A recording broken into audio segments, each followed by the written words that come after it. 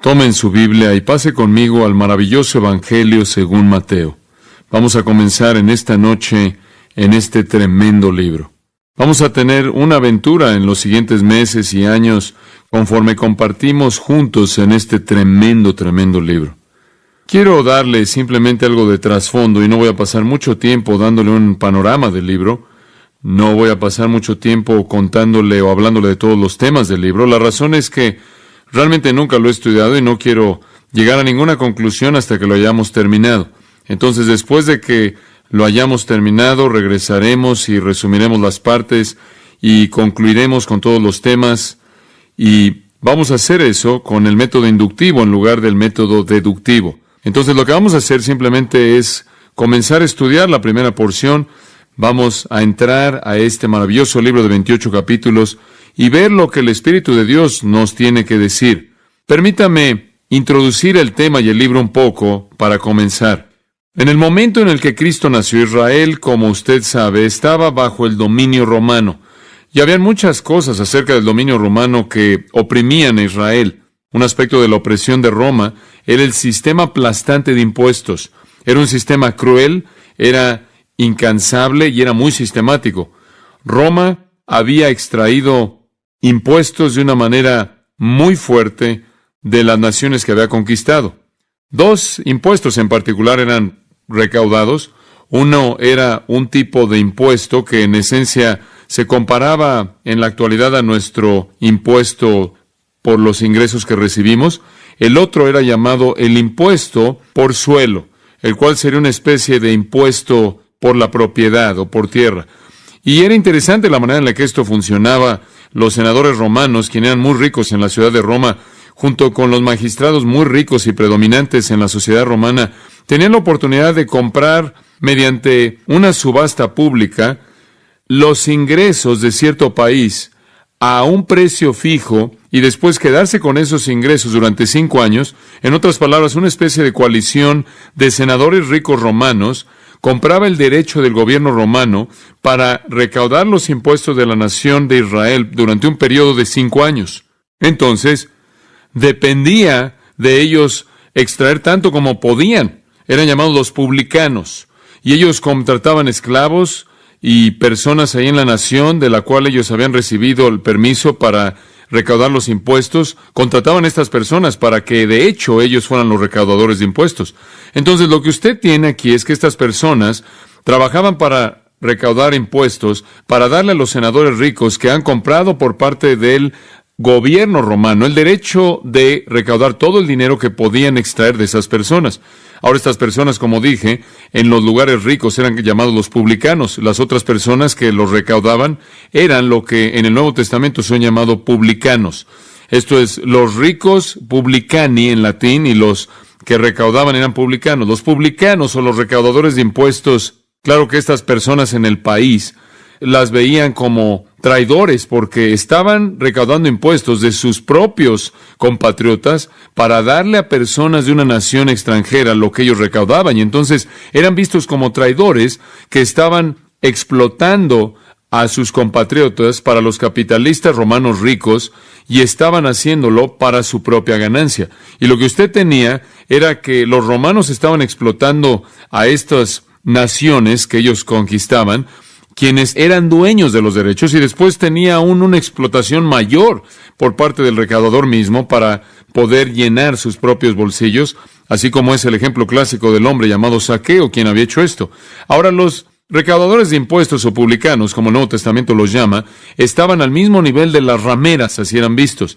Eran considerados como los paganos, estaban al mismo nivel de los paganos, eran vistos como los ladrones y asesinos, y entonces no gozaban de muy buena reputación.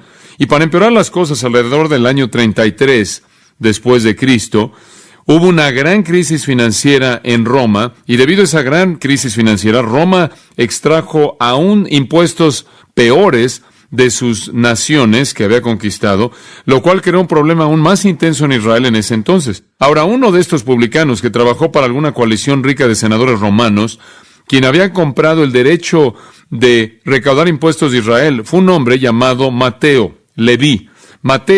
Y si usted ve conmigo por un momento el capítulo 9 de Mateo y el versículo 9, se lo voy a presentar en términos de su cronología en la historia de la vida de Jesús. Mateo 9, versículo 9. Pasando Jesús de allí, vio un hombre llamado Mateo, que estaba sentado al banco de los tributos públicos, y le dijo, sígueme. Y se levantó y le siguió. Ahora, aquí está la primera vez que conocemos a Mateo, el recaudador de impuestos. Ahora, es sorprendente que el primer lugar en el que Jesús tuvo algo que ver con un hombre así, un hombre que era conocido en su sociedad, por lo menos en términos de la designación general de su trabajo en particular, como un criminal que explotaba a otros. Sin embargo, Jesús le dijo, sígueme, y él se levantó y lo siguió, levantándose de su mesa en donde estaba recaudando los impuestos. Algunos han dicho, y estoy seguro que solo Jesucristo pudo haber llevado a cabo esa transformación de convertir un publicano en un apóstol, y así fue el milagro de Mateo, quien se volvió entonces en el escritor del primer registro de los evangelios. Francamente, solo hay un evangelio, simplemente 4 escritores diferentes registrándolo. Solo hay un evangelio, las buenas nuevas de Jesucristo, es un mensaje singular. Pero hay 4 evangelios y los llamamos evangelios históricamente, aunque son simplemente 4 escritores escribiendo de un evangelio. Y lo que me parece interesante es que realmente no queremos ser injustos y no debemos condenar de manera innecesaria al hombre porque él tenía una profesión de lo peor. Siempre puede encontrar usted a un buen hombre en un negocio malo de vez en cuando, y quizás este fue el caso con Mateo. Por lo menos Jesús vio en él algo que era útil, y cuando Jesús le habló, inmediatamente él siguió, lo cual nos lleva a creer que él quizás estaba muy familiarizado con Jesús. Ahora, quizás en otra ocasión, él había oído o visto a Jesús. Él quizás fue un hombre religioso, él pudo haber sido un hombre honesto, lo cual era raro en su profesión. No parece que hay necesidad en su caso demandar retribución de la gente en la manera en la que Zaqueo lo tuvo que hacer. Entonces quizás él había sido muy justo. Él aparentemente no percibe ninguna necesidad de salir y pagar todo lo que él ha robado. Jesús lleva a este hombre a un círculo asombrosamente cercano a él de 12 personas. De hecho, hubieron 12 personas en la historia del mundo, y creo que es importante recordar esto. Hubieron 12 personas en la historia del mundo que tuvieron el tipo de relación con Dios que Mateo y los otros 11 apóstoles tuvieron, y solo 12. Una relación maravillosa, increíble, en la cual ellos caminaron con el Dios mismo del universo en carne humana durante un periodo de 3 años. Entonces Dios, en Cristo, llamó a este hombre al círculo íntimo, y él debe haber sido un hombre digno de ser llamado. El hecho de que él se movió instantáneamente es indicativo del lugar donde estaba su corazón. Ahora, el hombre tenía mucha riqueza, sin duda alguna, y mucho poder. Sin embargo, él estuvo dispuesto a dejarlo todo atrás, lo cual dice algo de quién era él. De hecho, cuando él, inclusive dando un paso más adelante, si observa el versículo 10, es algo muy interesante lo que vemos ahí. Él organizó una fiesta, y dice ahí, y aconteció que estando él sentado a la mesa en la casa, sin duda alguna es la casa de Mateo, he aquí que muchos publicanos y pecadores que habían venido se sentaron juntamente a la mesa con Jesús y sus discípulos. Y cuando los fariseos lo vieron, le dijeron a sus discípulos, ¿por qué come vuestro maestro con los publicanos y pecadores? Y al oír esto Jesús les dijo, los sanos no tienen necesidad de médico, sino los enfermos. Lo cual era una declaración muy sarcástica. Él estaba diciendo, ustedes no tenían necesidad de mí porque ustedes creen que son santos. Y él les dice, id pues y aprended lo que significa misericordia quiero y no sacrificio, porque no he venido a llamar a justos, sino a pecadores al arrepentimiento. Ahora, ¿cuál es el contexto aquí? Y eso realmente es lo único que queremos decir. Aparentemente, cuando Mateo decidió seguir a Jesús, él decidió organizar una gran fiesta. La idea de la gran fiesta era para presentar a sus amigos del pasado a su nuevo amo, a su nuevo maestro, y él hizo eso. Entonces creo que Mateo debió haber sido un buen hombre, y él hizo un compromiso profundo, y él estuvo dispuesto a dejar una vida muy lucrativa, y él no se fue de manera callada, sino que más bien organizó una fiesta para presentar a sus amigos antiguos a su nuevo maestro. Creo que Mateo fue un hombre modesto, creo que fue modesto, porque al recitar los muchos acontecimientos de importancia tremenda que presenta a lo largo de su registro, él nunca hace una referencia personal a sí mismo. Esto es en la primera persona. Él siempre trata a Mateo en tercera persona, la manera en la que él trataría a cualquier otro individuo, y él no se da un crédito en particular a sí mismo por nada. Él ni siquiera dice que escribió este evangelio en ningún lugar en el evangelio entero. La razón por la que sabemos que él escribió es debido a todos los manuscritos, los primeros manuscritos, que incluyen su nombre en el título. Y la afirmación unánime de los primeros padres de la Iglesia es que fue escrito por Mateo. Simplemente es uno de los libros más claros en términos de quién fue su autor en todo el Nuevo Testamento. Todo el mundo sabía que Mateo escribió esto. Ahora no sabemos cuándo lo escribió. Él lo escribió en algún punto entre el 50 y el 70 después de Cristo. En algún punto antes de la destrucción de Jerusalén, no sabemos cuándo. Sabemos por qué lo escribió y puedo expresarles eso de una manera simple. Este evangelio está escrito para presentar la historia de la salvación y en esa historia demostrar el hecho de que Jesús es el Cristo, el Mesías predecido. El rey de los judíos que fue rechazado por su propio pueblo, que fue aceptado por los gentiles y que algún día regresará a reinar como rey de reyes y señor de señores. Es el evangelio. Es la historia del rey que viene, el rey que fue rechazado y el rey que regresará. Ese es el mensaje de Mateo, muy simple. Y permítame hablar de esos tres enfoques principales, cómo fluye de este registro en particular. En primer lugar, Mateo habla del rey revelado. Lo primero que usted ve en el Evangelio de Mateo es que Cristo es presentado como rey. Simplemente no hay duda alguna acerca de esto. La persona de Jesús es pintada con colores reales. Su linaje es rastreado a partir de la línea real, y veremos eso en esta noche.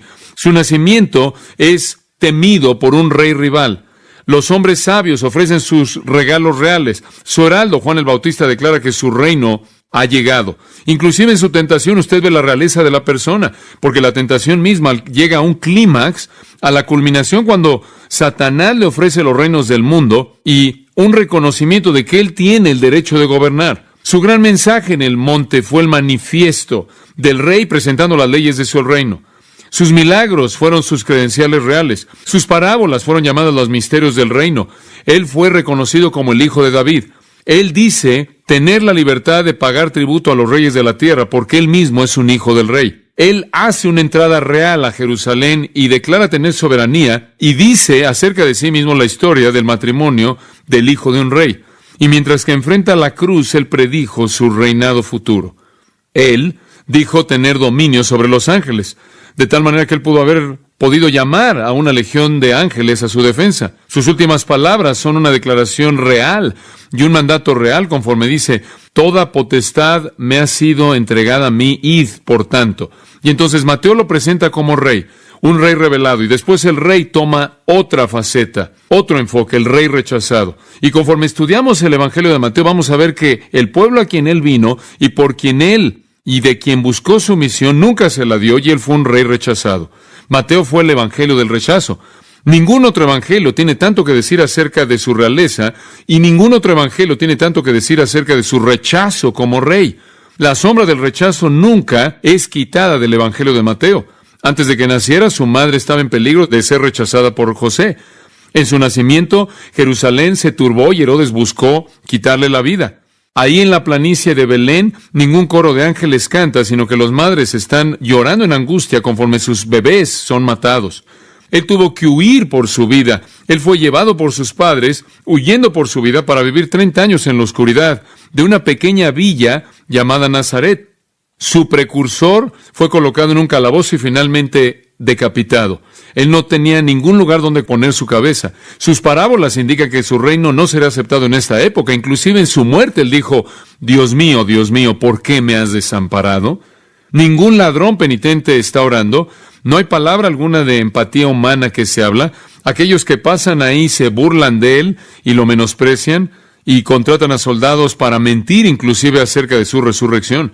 En ningún otro evangelio el ataque contra Cristo es tan amargo como en Mateo de principio a fin. Entonces el rey es revelado y el rey es rechazado. Pero Mateo también presenta el hecho de que el rey regresa.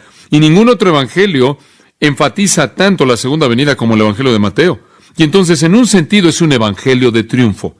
Y cuando usted llega al capítulo 24 y 25 y oye el hecho de que él va a regresar en las nubes con gran gloria, usted sabe que él va a reinar de manera definitiva.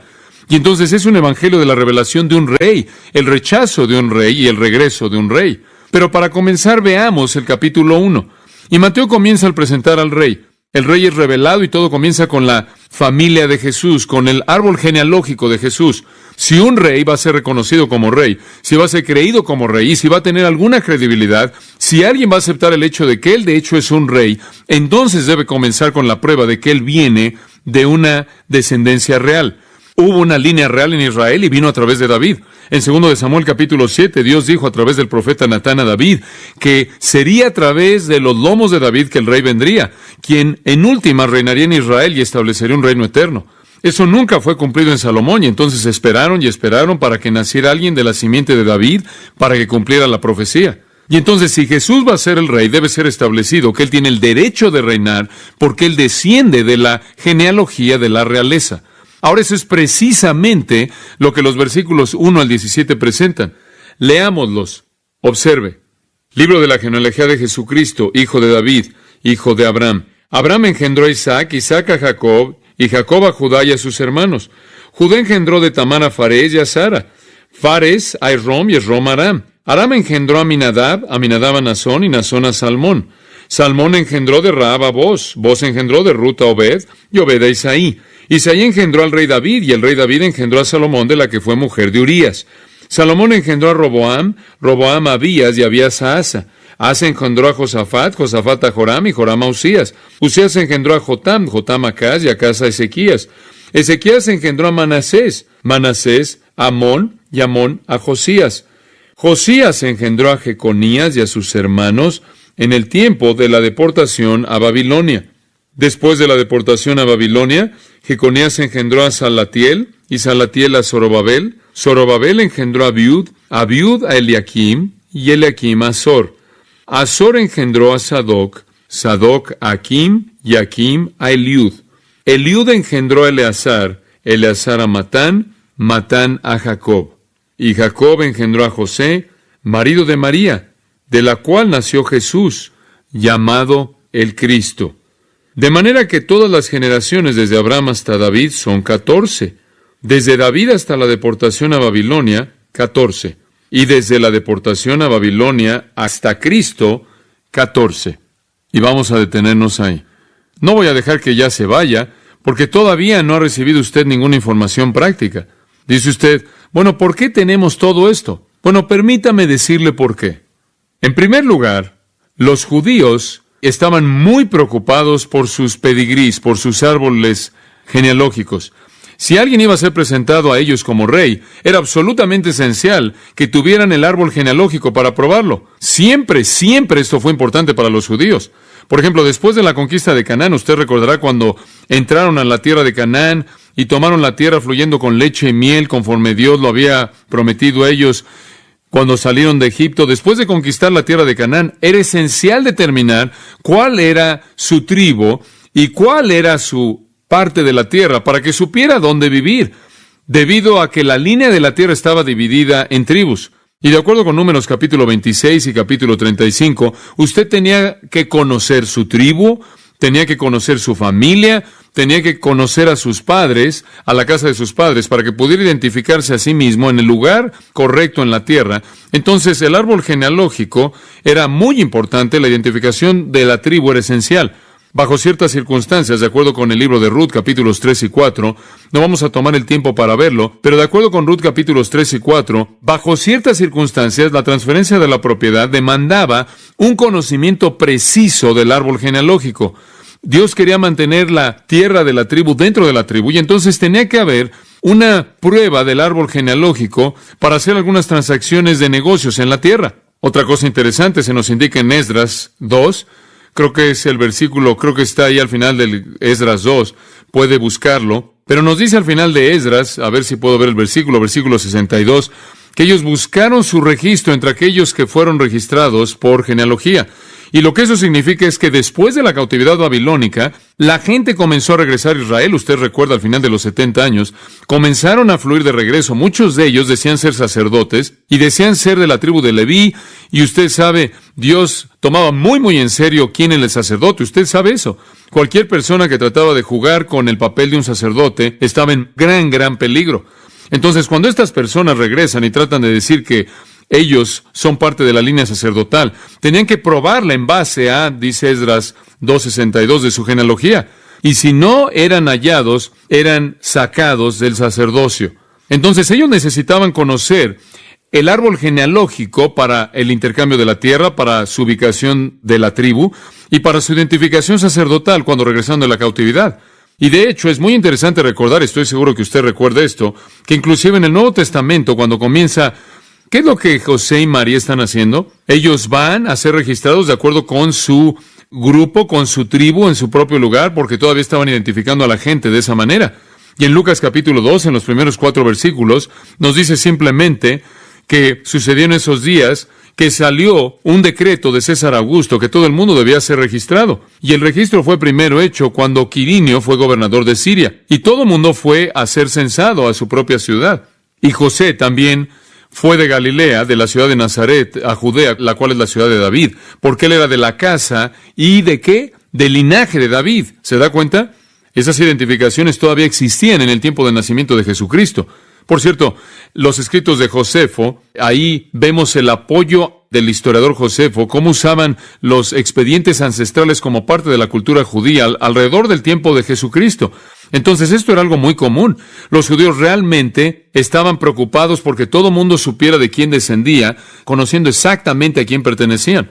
Ahora, en el Nuevo Testamento usted tiene a Pablo diciendo algo así, Romanos 11:1. Yo digo entonces, ¿acaso Dios ha desechado a su pueblo? Dios lo prohíba. Y después Pablo dice, porque yo soy israelita, de la simiente de Abraham, de la tribu de ¿quién? Benjamín. Como puede ver, él todavía está presentando su árbol genealógico. Para el pueblo judío esto era muy importante, y esta es la razón por la que usted ve que por lo menos hay 50 genealogías en el Antiguo Testamento. Y habían razones para esto. No solo la línea real, la línea sacerdotal, pero en términos de propiedad, de transferencia de propiedad y demás. Ahora, todo esto ha cambiado. El día de hoy los judíos no saben esto. Ellos, observe esto, no tienen registro alguno en absoluto de la tribu de la cual descienden, en absoluto. No pueden rastrearlo. Ha desaparecido completamente. Digo, desapareció totalmente. Ningún judío que existe en el mundo el día de hoy podría probar que él es hijo de David. Ahora, quiero que sepa algo. Si alguien va a venir diciendo que es el Mesías, nunca va a poder probarlo. Y hay algunos judíos ortodoxos que aún creen que el Mesías va a venir, pero el problema es que nunca va a haber una manera en la que puedan probar su árbol genealógico, lo cual dice esto: Jesucristo es la última persona que se pudo verificar como descendiente y merecedor del trono de David. Si él no es el Mesías, nadie más puede probarlo de manera creíble. Eso es todo. Ahora, en esta genealogía en Mateo, estamos viéndola de manera global, no vamos a entrar en todos los detalles y contarle la historia de todo nombre, así que puede descansar. Pero en esta genealogía tenemos lo que llamamos un registro descendiente, llevando a lo largo de José hasta Jesús, un registro descendiente, y desciende de David hasta Abraham, descendiendo hasta José y luego a Jesús. En el Nuevo Testamento, la genealogía de Jesús también se registra en el 3 capítulo de Lucas. No necesita pasar ahí, simplemente voy a hacer referencia a ella. Pero en la genealogía en Lucas es al revés, es una genealogía ascendente. Comienza con Jesús y se remonta hasta María. Entonces aquí usted tiene una genealogía que desciende a través de José, y allá tiene usted una genealogía que se remonta a María. Una comienza con Jesús, la otra termina con Jesús. Simplemente va al derecho y al revés, y termina igual. Es como si el Espíritu de Dios dice, de cualquier manera que ustedes lo vean, este es el correcto. Ahora hay algunas otras distinciones entre esta y la de Lucas. Mateo va a mostrar, escuche esto, va a mostrar la descendencia legal de Jesús como el rey de Israel. Lucas va a mostrar la descendencia lineal. En otras palabras, Mateo nos muestra la línea real, mientras que Lucas nos muestra la línea de sangre. Dice usted, ¿cuál es la diferencia? La diferencia es esta. La línea real, ahora escuche esto, la línea real siempre era transmitida a través de ¿qué padre? El Padre. Siempre venía a través del Padre, pero Jesús no tuvo padre humano. Y a través de José, él tenía el derecho de reinar que pertenecía a David, aunque José no era su padre en términos de que realmente era su padre, pero era su padre legal. Ahora, escuche esto, manténgase conmigo, sígame y vamos a cubrirlo de otra manera. Mateo sigue la línea real a través de David y Salomón, el hijo de David. Mateo la sigue y continúa y llega hasta David, y después la línea real atravesó por Salomón. Pero David tuvo otro hijo. Él tuvo varios, pero este otro fue Natán. Y la línea de María vino a través de Natán. Entonces, lo que usted tiene es una línea que viene a través de David y después llega así a través de Salomón, a través de Natán. Y a través de Natán usted llega a María, y a través de Salomón usted llega a José. Ambos de la simiente de David, ambos pasando, transmitiendo sangre real. Entonces, Por la línea de sangre, él es de David, y legalmente, como un heredero al trono, él es de David. Ambos por parte de su padre y de su madre. Él es la simiente de David a través de María, y él es el heredero legal de David a través de José. Observe el versículo 16. Y Jacob engendró a José, el marido de María. ¿No es eso interesante? ¿Qué es lo que dice? El padre de Jesús. José no fue el padre de Jesús de una manera humana. Él fue el marido de María. La Biblia nunca llama a José el padre de Jesús. Por cierto, observe de nuevo el versículo 16. Jacob engendró a José, marido de María, de la cual nació Jesús, de la cual en el griego está en el género femenino. Él fue no nacido de José, sino nacido de María. Él fue el hijo de José legalmente, porque si usted era adoptado en una familia, usted se volvía el hijo legal con todos los derechos y privilegios. Él era el hijo de José legalmente. Él era el hijo de María de manera descendiente y por sangre, lineal, por así decirlo. Entonces, en toda manera posible, Jesucristo tenía el derecho de gobernar. El Padre era el que concedía la línea real, la Madre era la que concedía la sangre real a Jesús. Es interesante que en Lucas, en su genealogía, en el versículo 23 del capítulo 3, dice que Jesús mismo comenzó alrededor de 30 años de edad, siendo el hijo de José, hijo de Elí y de Mis. Él era considerado por todos, ahora escuche esto, él era considerado por todos, aunque no era el hijo real de José, él no era el hijo físico de José, él era considerado por todos como el hijo de José. Ahora, la mayoría de la gente pensaba, por lo menos en la época de su nacimiento, que él era el hijo de alguna relación ilícita, pero lo llamaban el hijo de José porque José era su padre legal constituido, había sido constituido su padre legal. Realmente no hubo duda alguna acerca de eso. De hecho, a lo largo de su vida él es conocido como el hijo de José. Nunca hubo argumento alguno porque ellos aceptaron lo que sería considerado una adopción en el sentido legal, con todos los derechos y privilegios. En Lucas 4:22 daban testimonio y dijeron, ¿no es este el hijo de José? Entonces reconocían eso. Entonces, perfecto. Escuche esto. Cumplimiento perfecto. Cumplimiento perfecto. Observe el versículo 11. Quiero extraer aquí un pensamiento más. Josías engendró a Jeconías y a sus hermanos en el tiempo de la deportación a Babilonia. Y después de la deportación a Babilonia, Jeconías engendró a Salatiel y Salatiel a Zorobabel. Ahora, quiero que observen algo muy interesante. Leímos aquí este nombre Jeconías. Josías engendró a Jeconías y demás. Ahora, aquí hay algo muy interesante. ¿Se acuerda de quién es la línea aquí en Lucas? Más bien en Mateo. José. Ahora, quiero que observe algo. Jeremías 22:30. Escuche. Escriba ahí Jeremías 22:30. Escuche lo que dice. Así dice Jehová. Escriban este hombre como alguien sin hijos. Y el hombre a quien se refiere es Jeconías. Este es el mismo hombre. Un hombre que no sucederá en sus días. Ninguno de sus descendientes se sentará en el trono de David. ¿Escuchó eso? Ninguno de los descendientes de Jeconías jamás se sentaría en el trono de David. Esa fue la maldición en contra de Jeconías, de Jeremías 22:30. Ahora escúcheme. Si Jesús hubiera sido el verdadero hijo de José, él nunca podría haberse sentado en el trono de David. ¿Escuchó eso? Él habría estado bajo la maldición. Sin embargo, él tenía que ser el hijo legal de José para tener el derecho. Entonces Dios tenía que diseñar un plan mediante el cual él sería el heredero legal al trono, pero que él no estuviera en la línea de David, descendiendo a través de Jeconías. Y entonces Dios hizo eso mediante el nacimiento virginal. De esta manera, evitando la línea de sangre de Jeconías, pero al mismo tiempo llevando el derecho real de reinar y descendiendo de sangre a través del lado de María. Es algo fantástico, ¿no es cierto? Cómo Dios guardó todo detalle. Y el nacimiento virginal lo resolvió. Entonces, como puede ver, la razón de la genealogía es presentar el hecho de que este es el que tiene el derecho de reinar. Escuche, me podría tomar mucho tiempo el descifrar la importancia de esto, pero todo lo que tenían que hacer los judíos era leerlo y ellos entendían el mensaje. Ellos conocían el Antiguo Testamento. Ellos conocían la maldición en Jeconías. Ellos conocían su línea. Ellos conocían sus árboles genealógicos. Y Mateo está estableciendo el hecho de que él tiene el derecho de ser rey. Ahora regresemos al versículo 1 por un momento. Esto todavía es introducción. Libro de la genealogía de Jesucristo, hijo de David, hijo de Abraham. Libro, biblos, puede significar libro o podría significar una lista de nombres. Aquí significa una lista de nombres, un registro. El libro de la Geneseasos, del Génesis, de los principios, el libro de los principios acerca de Jesucristo. Esta es la historia de cómo Jesucristo llegó. Este es el registro de su origen, el registro de su árbol genealógico, Jesús Christus. Jesús es el equivalente griego de el Yeshua, Yehoshua del Antiguo Testamento, lo cual significa simplemente Jehová salva. Este iba a ser su nombre. Mateo 1:21 dice, llamará su nombre Jesús, porque el que salvará a su pueblo de sus pecados.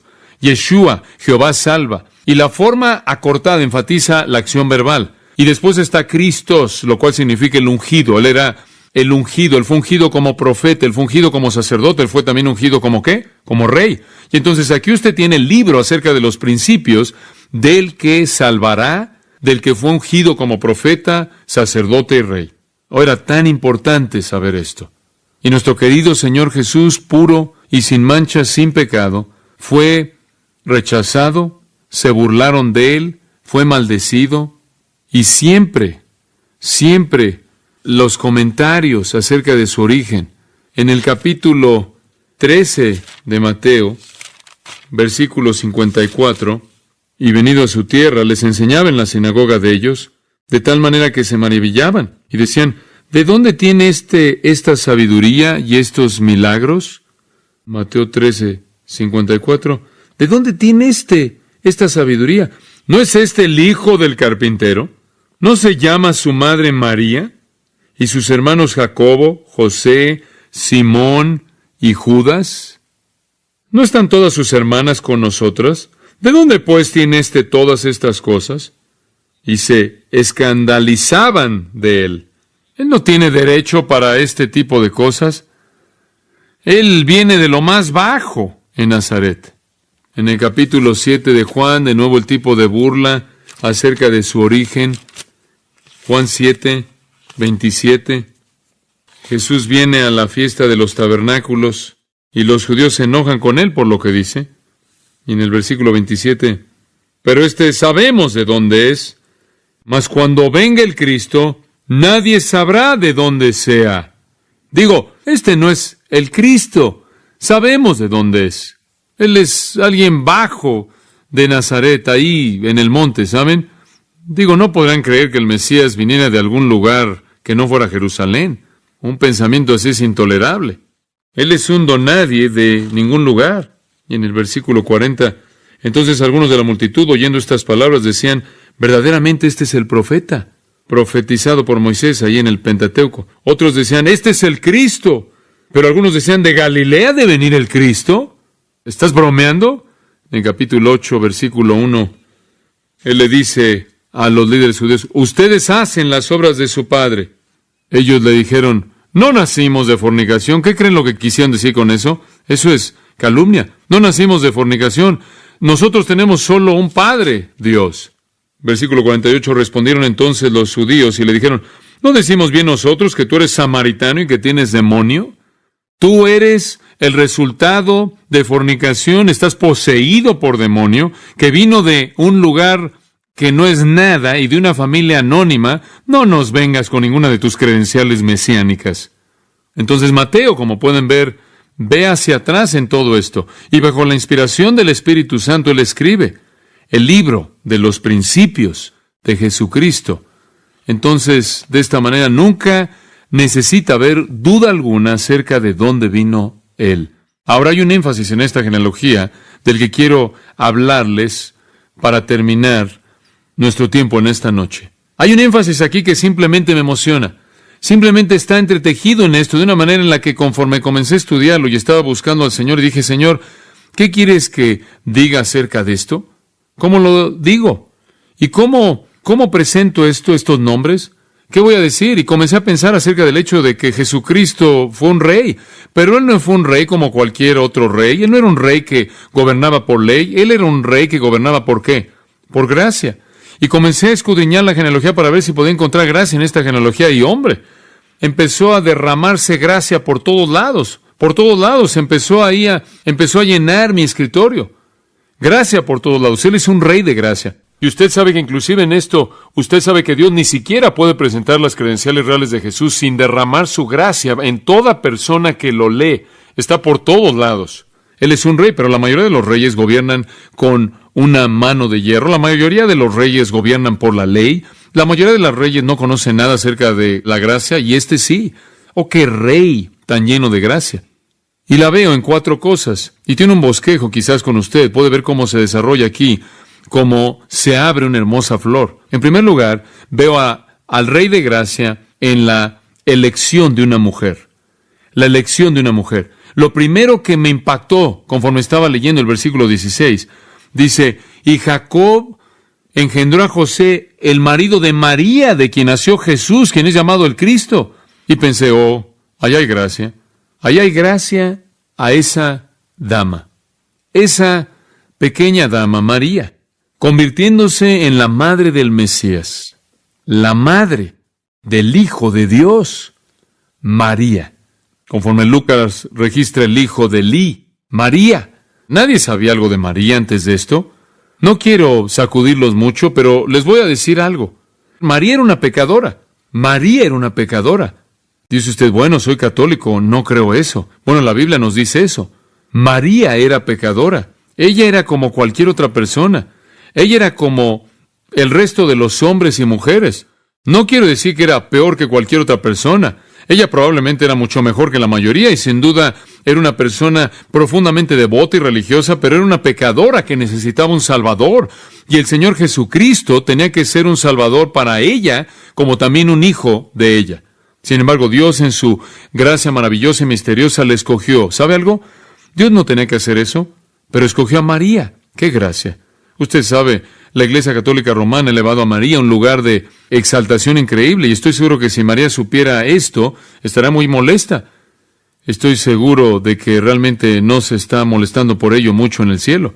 Pero dicen que María no tiene pecado, que María mantuvo virginidad perpetua, lo cual es difícil debido a que la gente recitó los nombres de todos sus hijos. Ellos dicen que María es corredentora con Cristo. Ella es su equivalente al salvarnos. Ella es comediadora, esto es, que no hay un mediador entre Dios y los hombres, sino que hay dos, María y Jesús. Que ella asumió corporalmente el cielo, llegó al cielo y nunca murió porque ella no tuvo pecado, nació virginalmente y por lo tanto ella nunca moriría. Ella ascendió. Literalmente, ellos reflejan en María todo lo que es verdad acerca de Cristo. Desafortunadamente, nada de esto es verdad acerca de María. Amados, permítanme decirles esto. María simplemente fue una dama pecadora, igual que todas las damas, y ella necesitaba un Salvador. En Marcos 3, versículo 31, nos dice que vinieron sus hermanos y su madre, estando afuera, llamándole, y Jesús estaba adentro enseñando. Y la multitud se sentó ahí, y ellos dijeron, he aquí, tu madre y tus hermanos están afuera buscándote. Y él respondiéndoles les dijo, ¿quién es mi madre y mis hermanos? Y él miró a su alrededor y dijo, he aquí mi madre y mis hermanos. En otras palabras, ustedes son mi madre y mis hermanos. Todo aquel que hace la voluntad de Dios, él mismo es mi madre, mi hermana y mi hermano. Jesús minimizó el lugar de María. María fue un rostro en la multitud, eso es todo. María no era nadie cuando hablamos de este asunto. María había llegado de la misma manera que cualquier persona había venido. El estar relacionada con Jesucristo no tenía nada que ver con el hecho de que ella era su madre. Ella tenía que hacer la voluntad del Padre, como puede ver. Esa es la manera en la que tenía que ser. Y en Lucas 11, versículo 28 dice esto. Esto es maravilloso. Sí, y regresemos al 27. Dice, y sucedió, conforme él hablaba estas cosas, que cierta mujer, Jesús está hablando aquí a cierta mujer levantó su voz y dijo, bienaventurado es el vientre que te engendró y los pechos que te crearon. Esta dama habría sido una buena católica romana. Bendita es María. Y él dijo, sí, pero más es la idea. Más bien, bienaventurados los que oyen la palabra de Dios y la guardan. Como puede ver aquí el asunto real, él lo vio, ¿no es cierto? No había nada santo en María. El punto era obediencia a su palabra. Y María necesitaba eso como cualquier otra persona. María lo sabía. Ella lo sabía. En Lucas 1:28 el ángel vino y dijo, salve, favorecida, grandemente favorecida, el Señor está contigo. ¿Saben lo que eso es en el griego? Tú, a quien se te ha concedido gracia. María necesitaba gracia, ¿se da cuenta de eso? Y la gracia es ¿qué tipo de favor? Inmerecido, dado a pecadores. Y después cuando ella oró, ella dijo, engrandece mi alma al Señor, Lucas 1:46, y mi espíritu, escuche esto, y mi espíritu se regocija en Dios mi Salvador. María dijo eso. Ella sabía. Oye, María fue una dama maravillosa. Yo no negaría eso. Ella probablemente fue una dama muy pura, devota, una virgen, pero ella fue una pecadora que necesitaba un Salvador. ¿Ven la gracia de Dios en que Él escogió a una pecadora para que fuera su propia madre? En segundo lugar, vemos el Evangelio de gracia en la decisión de una mujer. También lo vemos en la simiente de dos hombres. La simiente de dos hombres. Observa el versículo 1. Esto es fabuloso. Versículo 1. Libro de la genealogía de Jesucristo. Hijo de David. ¿Cuál es el segundo? Hijo de Abraham. Permítame hacerle una pregunta simple. ¿Fue David un pecador? ¿Fue Abraham un pecador? ¿Acaso Dios actuó en gracia hacia ellos? Sí. Imagine a David. David quien pecó de manera tan vil con Betsabé y asesinó a su marido. David el polígamo. David el sexual. Podría casi decir pervertido, excepto porque quizás es una palabra fuerte. David quien fue atormentado sexualmente. David, un padre corrupto. David, quien mató a multitudes de la humanidad, tantos que sus manos estaban demasiado manchadas de sangre como para construir el templo de Dios.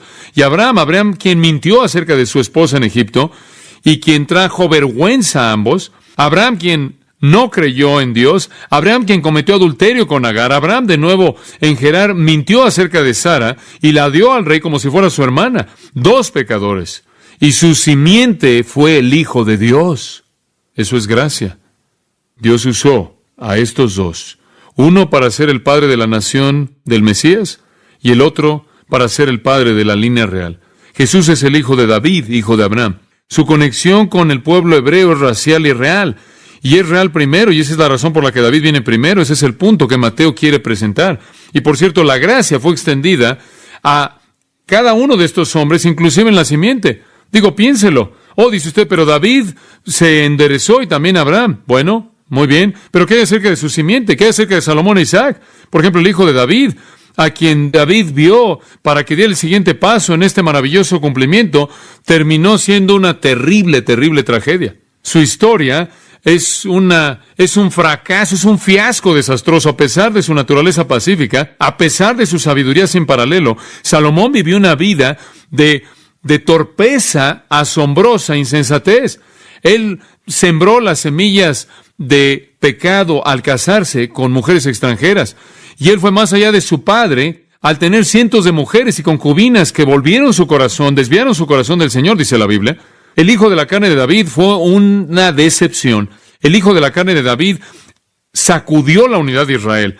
Y Dios tenía todo el derecho de cancelar su promesa en algún punto cuando viniera un hijo mayor de este hombre, pero no lo hizo. David, el Señor Jesucristo, quien venció los fracasos de David y venció los fracasos de Salomón, y con sabiduría infinita, Él construiría un templo que nunca será destruido, y estuvo ahí el hijo de Abraham.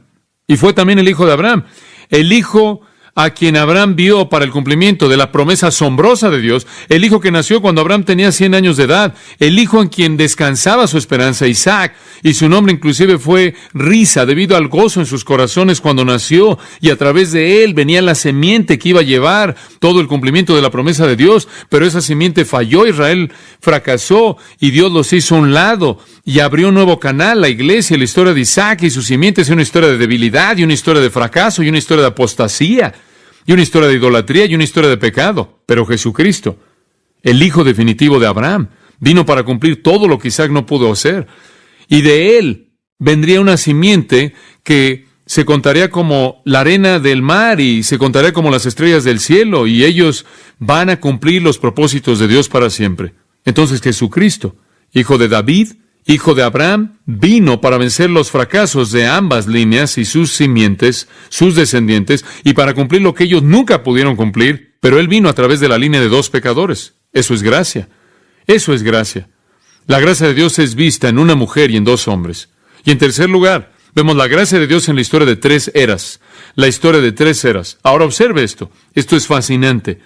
Versículo 17, observe. De manera que todas las generaciones desde Abraham hasta David son 14. Desde David hasta la deportación a Babilonia, 14.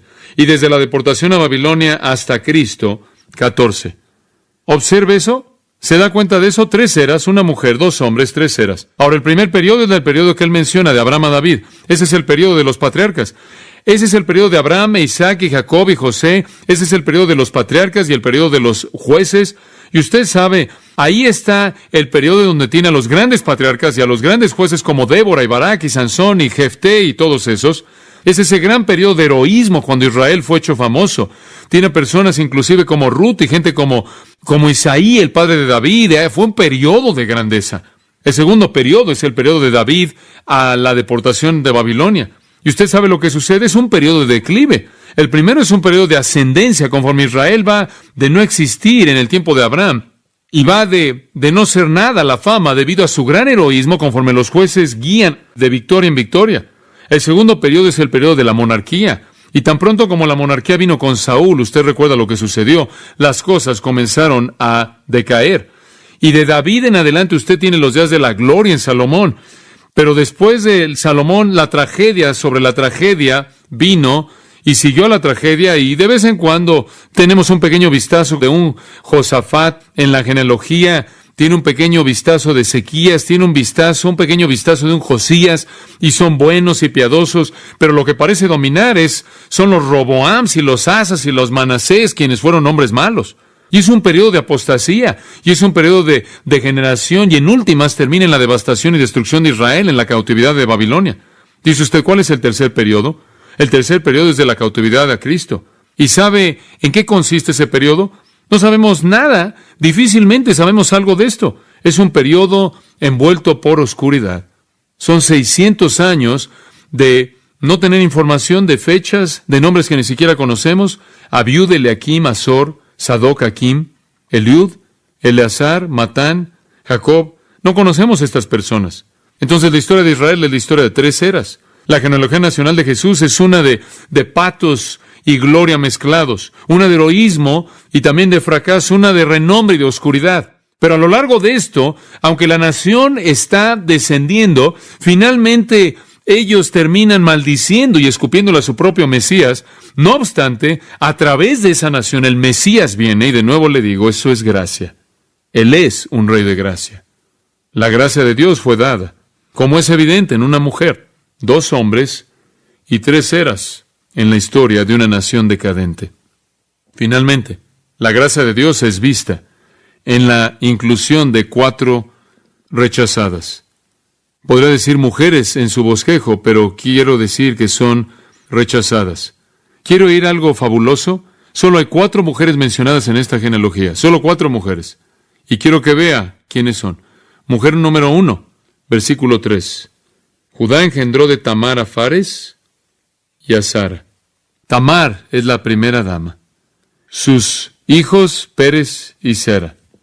¿Qué hay acerca de Tamar? ¿Qué tipo de mujer fue Tamar? Permítame presentársela a partir de Génesis 38. Escuche. Diciendo, y no tengo todo el tiempo para entrar a todo esto, Judá quería una mujer, una esposa para su primogénito, y entonces tomó esta dama. Se le dijo a Tamar, diciendo, aquí tu suegro viene a Timná a trasquilar a sus ovejas. Este es Judá, su suegro, y ella se quitó su atuendo de viuda, su marido había muerto, ella se cubrió con un velo, se vistió, y como pueden ver, se arregló, se sienta ahí en un lugar abierto, ahí camino a Timná, porque vio que Sela había crecido y no había sido dada a ella como esposa a él. Esa es otra historia, no vamos a entrar en eso. Y cuando Judá la vio, él pensó que era una ramera, porque se había cubierto el rostro, y se volvió a ella y dijo, ven, te ruego, déjame entrar en ti. Ven conmigo, vamos ahí, acompáñame. Quería acostarse con ella. Y él no sabía que era su nuera, Y ella dijo, ¿por qué me vas a dar algo? ¿Qué me vas a dar para que puedas entrar en mí? Digo, hay un precio. No hago esto para nada. Él dice, te voy a dar uno de mis animales del rebaño. Ella dijo, dame algo que te comprometa. Dame un cheque, por así decirlo, para que yo sepa, hasta que lo envíes. Y él dijo, ¿qué te voy a dar? Ella dijo, dame tus brazaletes, dame el cayado de tu mano. Y él le dio a ella estas cosas personales y entró a ella y ella concibió. Ella fue una mujer agradable, ¿verdad? Una mujer agradable, Tamar. Incesto. Y fue una ramera. Dices, por favor, ¿qué está haciendo en la línea mesiánica? Una ramera, escucha. ¿Quieres oír lo peor? De esa concepción vinieron dos gemelos, Pérez y Sera. ¿Sabes lo que es sorprendente en esto? Son los siguientes en la genealogía de la línea del Mesías. Permíteme presentarte a la siguiente dama. Y va hacia abajo a partir de aquí. Versículo 5. Salmón engendró de Rahab a Boz. Cuando usted dice Rahab, ¿cuáles son las siguientes palabras que vienen a su mente? La ramera. Rahab era una mujer cananea. Era una despreciada, impía, gentil, inmunda, idólatra, una mala mujer, una prostituta profesional. Josué capítulo dice ahí que los espías, cuando llegaron a Jericó, entraron y vinieron a la casa de una ramera llamada Rahab. Ella era una ramera, una prostituta. Pero observe, de ella vino Boaz. ¿Y sabe algo acerca de Boaz? Oh, qué hombre tan piadoso, qué hombre tan piadoso. Y hay una tercera mujer aquí. Observe el versículo 5 de nuevo. Nos dice ahí que Boaz engendró de Ruth a Obed. Ruth. ¿Con quién se casó Boaz? Con Ruth. Dice usted, Ruth no fue una prostituta. Ruth fue una mujer de Dios. Ruth no fue culpable de incesto. No, tiene razón. Pero ¿sabe usted quién fue Ruth? Ella fue gentil. Ella fue una despreciada. Y le voy a decir algo más. Génesis 19, versículo 30. Y Lot salió de Sor y moró en la montaña, y sus dos hijas con él, porque temía morar en Sor. Y él moró en una cueva, él y sus dos hijas. Y ahí está Lot en una cueva con sus dos hijas. Este es Lot con sus dos hijas. Y la mayor de las hijas le dijo a la más joven, nuestro padre ya es de edad y no hay un hombre en la tierra que entre a nosotros, siguiendo la costumbre de toda la tierra. Ven, embriaguemos a nuestro padre y acostémonos con él para que preservemos simiente de nuestro padre. Y lo que hicieron fue emborrachar al padre y tratar de que el padre produjera semilla en ellos, incesto. Y ellos hicieron que el padre tomara vino esa noche. La mayor entró y se acostó con el padre, y él no sintió cuando se acostó o cuando ella se levantó. Él estaba tan embriagado que ni siquiera supo lo que estaba pasando. Y sucedió al día siguiente que la mayor le dijo a la menor, he aquí estuve anoche con mi padre, hagámoslo tomar vino esta noche también, y tú entra y acuéstate con él para que preservemos simiente de nuestro padre. Hicieron al padre tomar vino esa noche. Es trágico. Ni siquiera tuvo la suficiente valentía como para defenderse a sí mismo en contra de que alguien lo hiciera tomar y lo emborrachara. Y la más joven se levantó, se acostó con él, y él no sintió cuando se acostó ni cuando ella se levantó. De esta manera, ambas hijas de Lot terminaron embarazadas por su padre. Y la mayor dio a luz a un hijo y lo llamó Moab. Él es el padre de los moabitas hasta el día de hoy. ¿Y quieres saber quién era Ruth? Ruth era una moabita. Ella nació a partir de una relación de incesto. Ella misma fue una mujer pura. Ella fue la esposa de Boaz. ¿Y quiere escuchar algo maravilloso? Ella se volvió la abuela de David. Pero ella nació de una tribu de personas que eran culpables de incesto. De hecho, Deuteronomio 23:3, la nación moabita entera es maldecida por Dios. Deuteronomio 23:3 literalmente maldice a la nación entera. Y aquí Dios recoge a una dama maldecida, nacida de una relación incestuosa con las hijas de Judá. Ahora, ya hay tres damas interesantes. Estas son las únicas tres.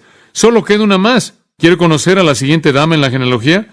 Al final del versículo 6, Isaí engendró al rey David, y el rey David engendró a Salomón, de la que fue mujer de Urías. ¿Quién es esta? Betsabé. Betsabé, de acuerdo con 2 de Samuel, capítulo 11, capítulo 12, ella estaba bañándose y David la vio y dijo, esa es la que quiero, la trajo, tuvo una relación sexual con él, produjo un hijo, ella era una adúltera. Tiene dos rameras, una que nació de incesto y una adúltera, y son las únicas 4 damas mencionadas en la genealogía entera de Jesucristo. Ahora, ¿qué cree usted que es el mensaje? Dios es un Dios ¿de qué? De gracia. ¿No le da gusto? A mí me da gusto. Gracia. ¿Y sabe una cosa? Yo creo que esta genealogía literalmente fue un golpe que Mateo asestó contra los judíos.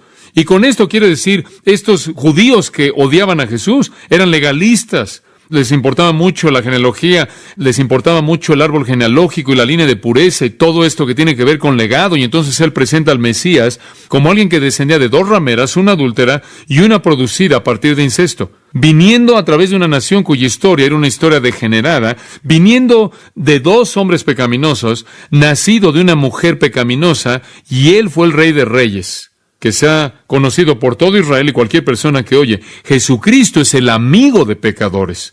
¿Escuchó eso? Él es el amigo de pecadores, y él mismo lo dijo. No he venido para llamar a los justos, sino a ¿quiénes? A los pecadores al arrepentimiento. Oremos. Gracias, Padre, en esta noche de nuevo por un comienzo tan emocionante, una gran aventura. Oh Dios, qué devastador es esta genealogía cuando la vemos por lo que tú quisiste que fuera. Tú simplemente estabas asestando un golpe al legalismo, a la justicia personal, en la cara de un sistema de justicia por obras. La gracia simplemente se derrama de las páginas. Siempre has sido pecadores con los que te has identificado.